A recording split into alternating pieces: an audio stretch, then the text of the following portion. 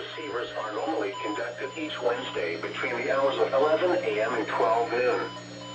If any warnings or watches are in effect, or threatening weather is possible, the test will be postponed until the first good weather day. Again, this has been a test of the NOAA Weather Radio Warning Alarm and EAS signal. We now return to the regular broadcast cycle.